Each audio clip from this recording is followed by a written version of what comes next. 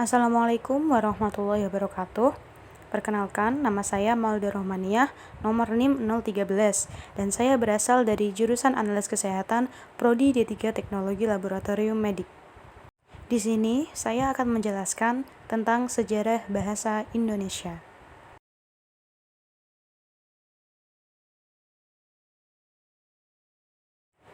Sumber bahasa Indonesia. Bahasa Indonesia berasal dari bahasa Melayu, di mana bahasa Melayu itu dipakai pada zaman Sriwijaya atau abad ke-7, yang juga berfungsi sebagai bahasa kebudayaan pada zaman itu.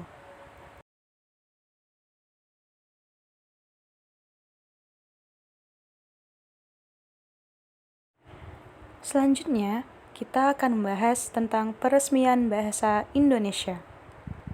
Bahasa Indonesia sendiri diresmikan pada tanggal 28 Oktober tahun 1928 melalui Ikrar Sumpah Pemuda yang berbunyi 1. Kami putra-putri Indonesia mengaku bertumpah darah yang satu, tanah air Indonesia. 2. Kami putra-putri Indonesia mengaku berbangsa yang satu, bangsa Indonesia. 3. Kami putra-putri Indonesia menjunjung bahasa persatuan, bahasa Indonesia.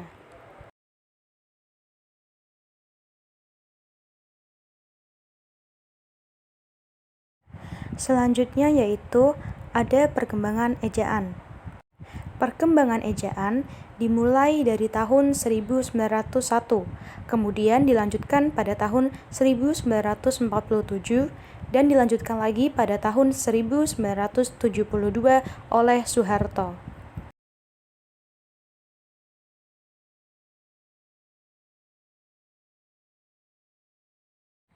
Fungsi bahasa Indonesia. Selain menjadi bahasa yang kita gunakan dalam kehidupan sehari-hari, bahasa Indonesia juga berfungsi sebagai 1. Bahasa resmi kenegaraan. 2. Bahasa pengantar di dalam dunia pendidikan. 3. Alat perhubungan pada tingkat nasional untuk kepentingan. Dan keempat, yaitu sebagai alat pengembangan kebudayaan dan iptek.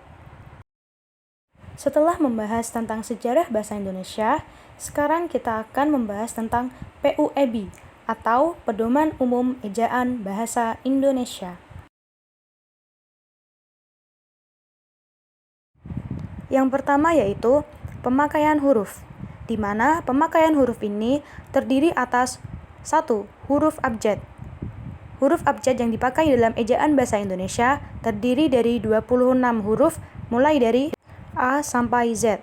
Kemudian ada huruf vokal. Huruf yang melambangkan vokal dalam bahasa Indonesia terdiri atas 5 huruf, yaitu A, I, U, E, dan O. Selanjutnya, ada huruf konsonan. Huruf yang melambangkan konsonan dalam bahasa Indonesia terdiri dari 21 huruf selain huruf vokal. Lalu, ada huruf diftong. Di dalam bahasa Indonesia, terdapat 4 diftong yang dilambangkan dengan penggabungan huruf vokal, yaitu ai, au, e, dan oi. Kemudian, ada gabungan huruf. Konsonan gabungan huruf seperti KH, NG, NY, dan SY masing-masing melambangkan satu bunyi konsonan. Lalu ada huruf kapital, di mana huruf kapital ini juga dibagi menjadi 1. Huruf kapital dipakai sebagai huruf pertama awal kalimat. 2. Huruf kapital dipakai sebagai huruf pertama unsur nama orang, termasuk julukan. 3. Huruf kapital dipakai pada awal kalimat dalam petikan langsung. 4. Huruf kapital dipakai sebagai huruf pertama setiap kata nama agama, kitab suci, dan Tuhan, termasuk sebutan dan kata ganti untuk Tuhan. 5. Huruf kapital dipakai sebagai huruf pertama unsur nama gelar kehormatan, keturunan, keagamaan, atau akademik yang diikuti nama orang, termasuk gelar akademik yang mengikuti nama orang. 6. Huruf kapital dipakai sebagai huruf pertama unsur nama jabatan dan pangkat yang diikuti nama orang atau yang dipakai sebagai pengganti nama orang tertentu, nama instansi, atau nama tempat. 7. Huruf kapital dipakai sebagai huruf pertama nama bangsa, suku agama, dan bahasa. 8. Huruf kapital dipakai sebagai huruf pertama unsur nama peristiwa sejarah. 9. Huruf kapital dipakai sebagai huruf pertama nama geografi. 10.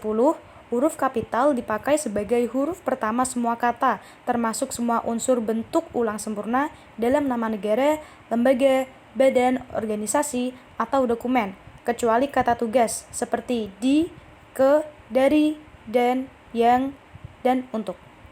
11. Huruf kapital dipakai sebagai huruf pertama setiap kata, termasuk unsur kata ulang sempurna. Di dalam judul buku, karangan, artikel, dan makalah serta nama majalah dan surat kabar, kecuali kata tugas seperti di, ke, dari, dan, yang, dan untuk yang tidak terletak pada posisi awal. 12.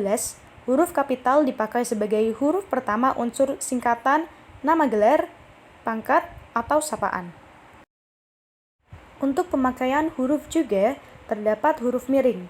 Huruf miring dipakai untuk menuliskan judul buku, nama majalah, atau nama surat kabar yang dikutip dalam tulisan, termasuk dalam daftar pustaka.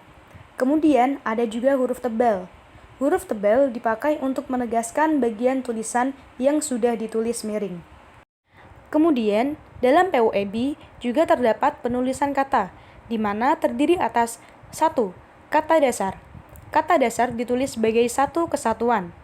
Kemudian ada kata berimbuhan.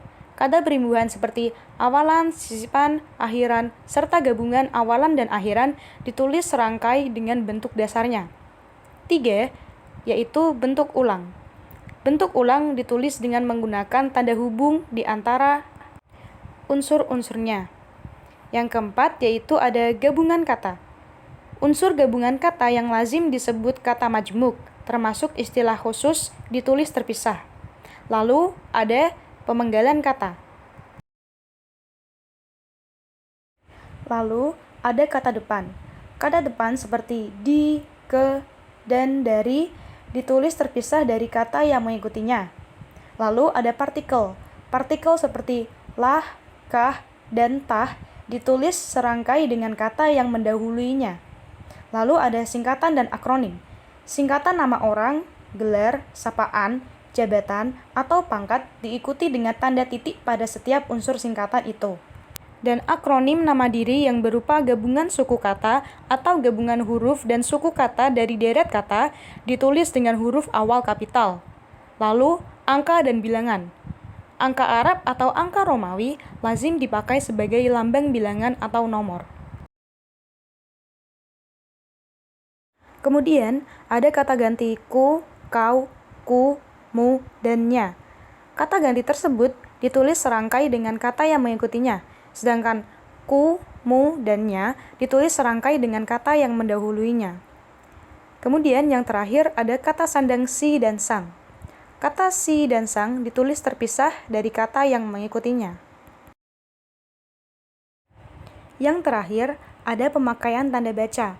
Pemakaian tanda baca ini terdiri atas beberapa tanda baca seperti tanda titik, koma, titik koma, titik dua, tanda hubung, tanda pisah, tanda tanya, tanda seru, tanda elipsis, dan lainnya.